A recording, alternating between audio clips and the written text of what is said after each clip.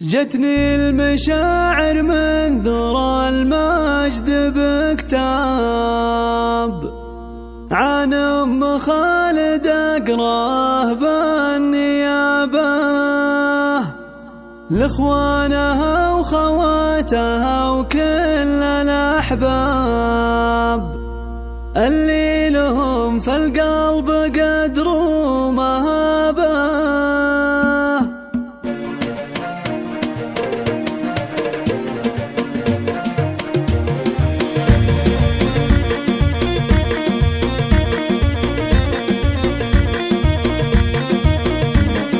جتني المشاعر من ذرى المجد بكتاب عن أم خالد أقراه بالنيابة لإخوانها وخواتها وكل الأحباب اللي لهم في القلب قدر ومهابة. فتعجاب عز وفخر لها أخوان ما خاب وما خاب منهم عزوتها وحبابه. ذخر الدهر لغلقت كل الأبواب وهم عز شامخ فوق متنا السحابة. هم المدد لك اشرت كل الأنياب وهم سؤال بوسط قلبي جوابا. بإخواني شفت العز والمجد لي طاب بخواتي شفت الملتجى والرحابة.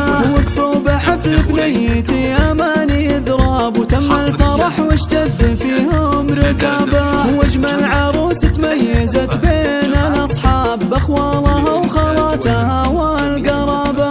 جداتها اللي من غريبات الأنساب ساس المكان والبهاء والذرابة. وفي أم يوسف حارت عقول الألباب في الطيب يلي فاق ذروة نصابه. ودار أم عيد ملتجى كل الأحباب ذخر لعثرة الزمان وصعبه. وأم إبراهيم اللي لها فالفخر باب مهرها أصيلة بنت عز ومهابة. شكري وتقديري لهم ما له حساب الكل منهم باسمه حضر الجنابة. وحيا الله أخوة أم خالد وترحاب حيا الله الضيف اللي زان الهنابة. وحيا الله الضيف اللي زان الهنابة.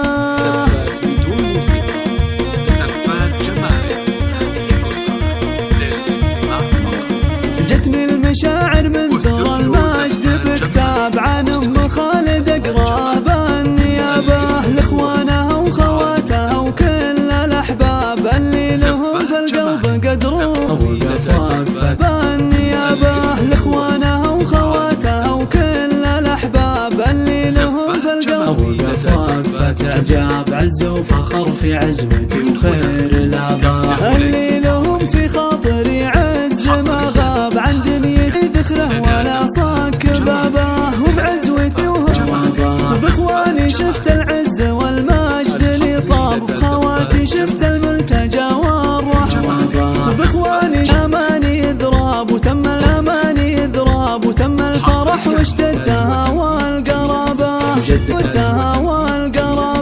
جداتها اللي من